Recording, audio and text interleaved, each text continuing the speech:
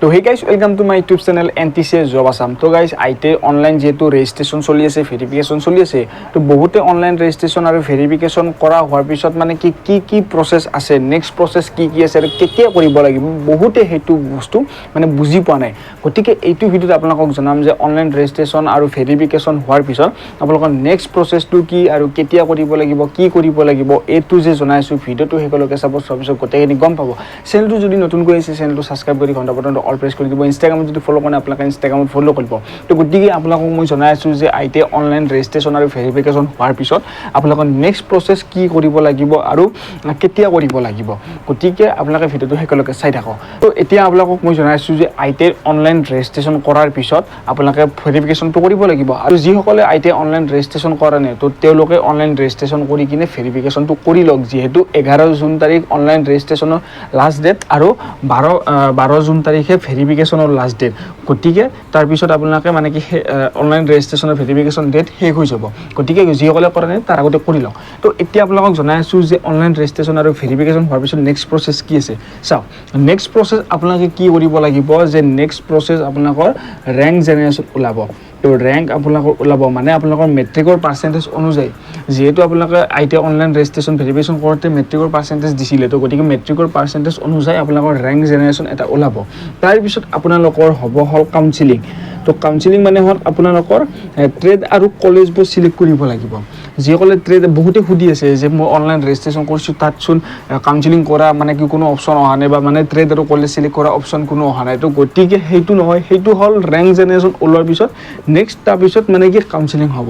তো কাউন্সেলিং হোৱাৰ পিছত যেতিয়া কাউন্সেলিং ট্ৰেড আৰু কলেজ চিলেক্ট কৰিব, ট্ৰেড আৰু কলেজ চিলেক্ট কৰাৰ পিছত আপোনালোকৰ তাৰপিছত আৰু আপোনালোকৰ ৰিজাল্ট ওলাব।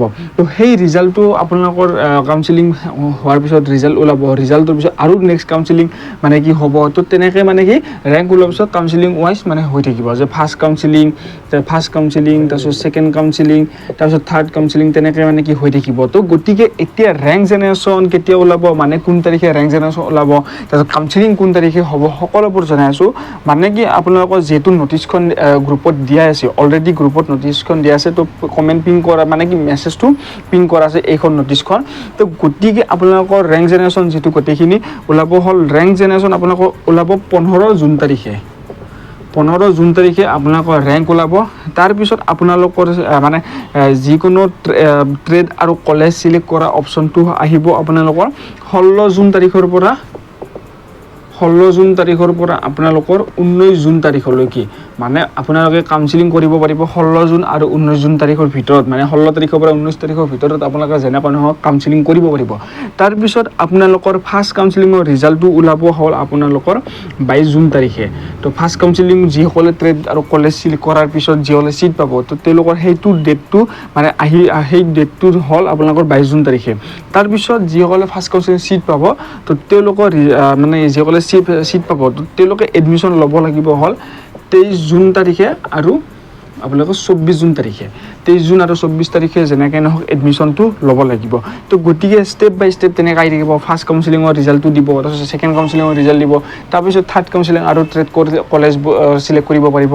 তাৰপিছত আপোনালোকৰ ৰিজাল্ট তেনেকৈ আহি থাকিব। গতিকে ফুল ডিটেইলছত এই যিখন নটিছ আছে, এই নটিছখন প্ৰথমতে আপোনালোকক গ্ৰুপত দিয়া আছে। গতিকে এই কমেণ্ট পিন কৰা আছে, গ্ৰুপত দিয়াৰ পিছত ডাইৰেক্ট মানে কি আপোনালোকে এইখন চাব পাৰিব।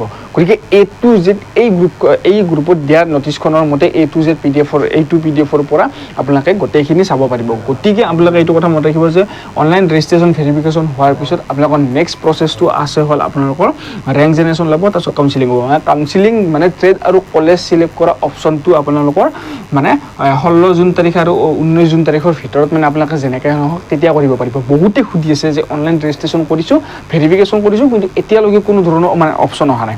তো সেইটোৱে যে 16 তাৰিখ আৰু 19 তাৰিখৰ ভিতৰত মানে কি যেনেকৈ নহয় আপোনালোকৰ ট্ৰেড আৰু কলেজবোৰ চিলেক্ট কৰিব পাৰিব। সেইটো হ'ল এক্সট্ৰাকৈ আহে। তো গতিকে কেনেকৈ কি কৰিব লাগে তো এইটো যে জনাম। তো গতিকে চেনেলটো আপোনালোকে ছাবস্ক্ৰাইব কৰি থৈ দিলে গোটেইখিনি গম পাব। তো আজিলৈ এইখিনি, কিবা আপোনালোকে সুধিব লগা থাকিলে আপোনালোকে কমেণ্ট কৰি সুধিব। তো গতিকে এইটো যে জনাই দিছোঁ, ভিডিঅ'টো আপোনালোকে যিমানখিনি পাৰে সিমানখিনি শ্বেয়াৰ কৰিব। তো আজিলৈকে বাই বাই।